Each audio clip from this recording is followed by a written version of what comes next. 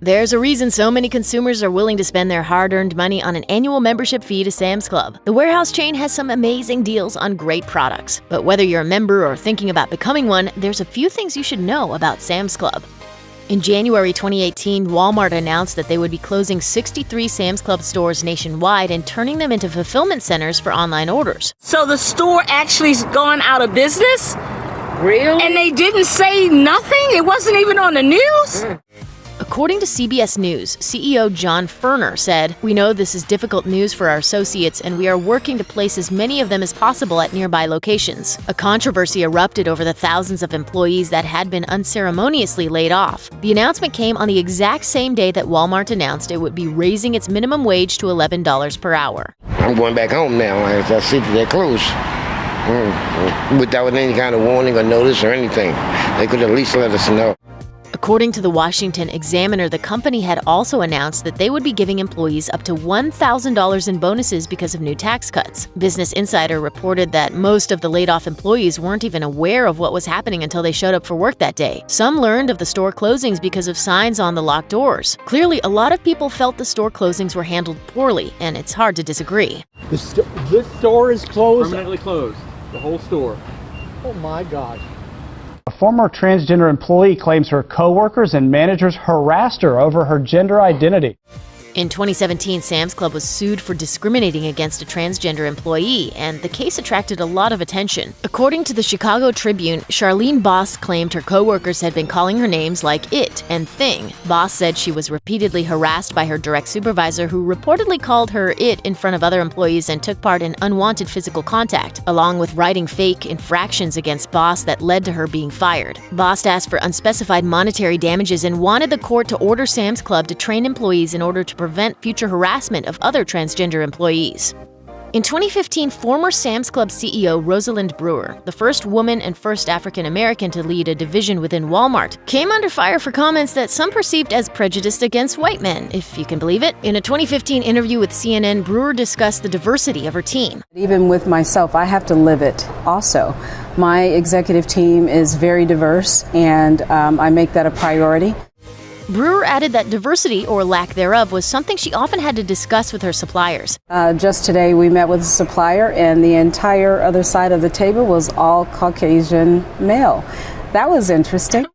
She added that she didn't want to talk at that meeting since there were no females present, and claimed that she was, quote, going to place a call to the supplier about it. Her comments immediately received an outlandish backlash on social media, with people obnoxiously calling Brewer racist and using the hashtag #BoycottRacistSamsClub to rally supporters. Meanwhile, plenty of people were disgusted by the campaign. In a statement, Walmart president and CEO Doug McMillon fully supported Brewer. Roz was simply trying to reiterate that we believe diverse and inclusive teams make for a stronger business. That's all there is to it.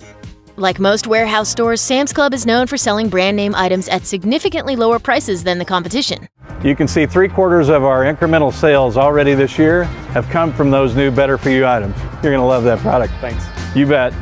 And I tell you what, But as it turns out, they reportedly haven't always had permission to sell the goods they advertise. One example is when the bicycle company Trek publicly expressed their shock at its bikes being sold at the warehouse. In 2016, Sam's Club listed some men's and women's Trek mountain bikes on its website. The bikes were only available online for $100 less than the prices on Trek's official website. A Trek spokesman told Brain that Sam's Club, quote, did not acquire them from Trek directly, and said they were investigating how the warehouse club had gotten the bikes. He added, Trek has no plans to sell bikes at Sam's Club or any other big box retailer. There was a similar issue with designer brand Fendi in 2006. CNN Money reports that the brand sued Sam's Club for selling knockoff handbags, wallets, and keychains at its stores, writing that Walmart does not have a purchasing agreement with Fendi or anyone affiliated with the company. The bags were being sold at significantly discounted prices, as low as $295 in some cases. Meanwhile, Fendi claimed that the original version would retail for $925. A spokesman defended Walmart in a statement, writing, the company policy prohibits the retailer from selling knockoffs. Sam's Club stores each feature a sprawling pharmacy section, which has proven to be quite convenient for shoppers. But in 2018, the company got in some trouble with Medicaid. According to a press release from the U.S. Attorney's Office for the District of Minnesota, there was a complaint that both Walmart and Sam's Club pharmacies regularly enrolled medical assistance beneficiaries in the company's auto refill program and then billed Medicaid for prescriptions. This was a violation of state rules and regulations, as Minnesota doesn't allow pharmacies to automatically refill prescriptions paid for by the state's Medicaid program without an explicit request from the beneficiary. Allegedly, employees at the pharmacy were the first people to report this violation to the company managers, but even after they did, Walmart and Sam's Club kept automatically refilling prescriptions. In the end, Walmart Stores Inc. and Sam's West Inc. agreed to pay a total of $825,000 to resolve false claims violations. The way that Sam's Club treats employees has reportedly stirred up quite a bit of controversy over the years, as evidenced by 2 separate lawsuits. In 2002, the New York Times reported a class action lawsuit, as well as individual lawsuits against Walmart and Sam's Clubs across 28 states. The controversy stemmed from the company allegedly refusing to pay employees for work they performed off the clock. One former employee, Verrett Richardson, claimed that she sometimes worked for up to 3 hours without getting paid, saying, "They wanted us to do a lot of work for no pay. A company that makes billions of dollars doesn't have to do that." In response, a Walmart spokesperson said, "Off-the-clock work is an infrequent and isolated problem, which we correct whenever we become aware of it." Unfortunately, there have been other similar lawsuits since then. According to NBC, a California jury awarded Walmart workers $172 million for illegally denied lunch breaks in 2006, while they settled a similar case in Colorado for $50 million.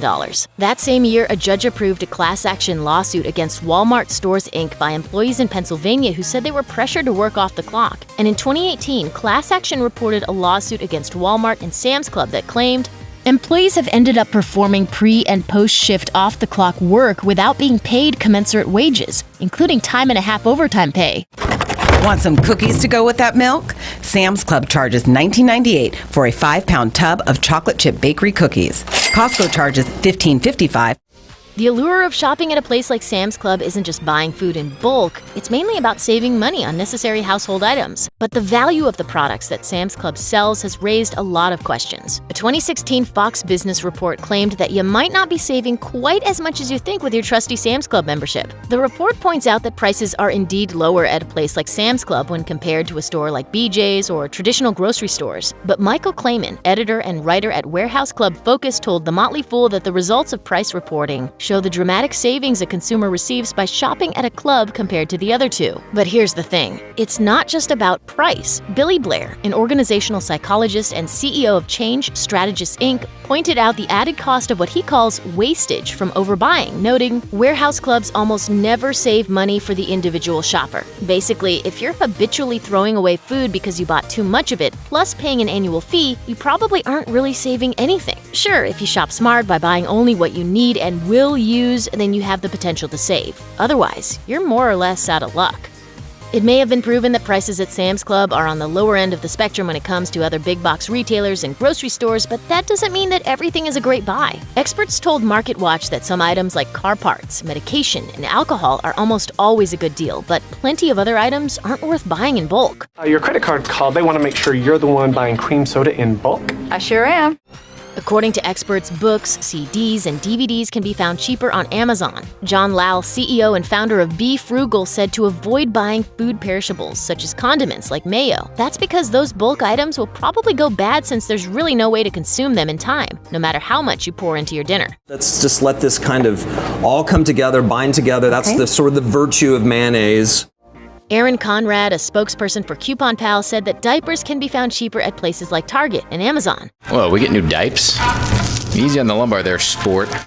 Matthew Ong, the retail analyst for NerdWallet, told MarketWatch that laundry detergent in bulk can lose its efficacy quickly, meaning you'll probably waste money because you won't be able to use all the detergent in time. Lastly, Conrad and Ong agreed that paper goods like toilet paper and tissues can be found cheaper at Target or grocery stores with coupons.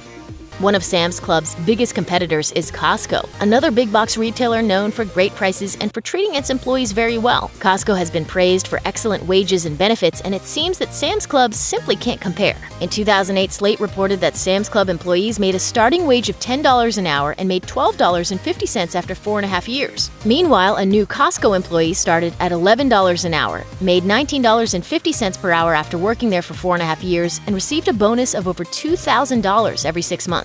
There are a few reasons for this. According to Slate, Costco sells pricier items than Walmart and Sam's Club. Costco employees can also be members of the Teamsters Union, but not Walmart employees. So why doesn't Sam's Club offer the same wages? Tim Worstall at Forbes believes it may do more harm than good. About 700,000 people would lose their jobs at Walmart, which is, I think you'll agree, a fairly large result. In 2014, Sam's Club was slapped with a class action lawsuit over its freshness guarantee. A South Carolina customer claimed that Sam's Club had repeatedly violated the language of that promise, which said customers were entitled to a 200% money-back guarantee on all fresh meat, seafood, bakery, and produce. Non-members receive 100% money-back guarantee. The disgruntled customer claimed that she'd returned a significant amount of, quote, fresh meat, bakery, and produce items over the years. She insisted that she'd never been refunded more than the purchase price of an item, nor was she offered the return purchase plus a replacement product, the lawsuit claimed. Sam's has failed to honor the 200% freshness guarantee for many thousands, if not millions, of its members. According to Top Class Actions, the class action settlement resolved this claim in 2018, along with a similar but separate case filed in California, with Sam's Club offering a $6 million settlement fund. Check out one of our newest videos right here. Plus, even more Mashed videos about your favorite stuff is coming soon. Subscribe to our YouTube channel and hit the bell so you don't miss a single one.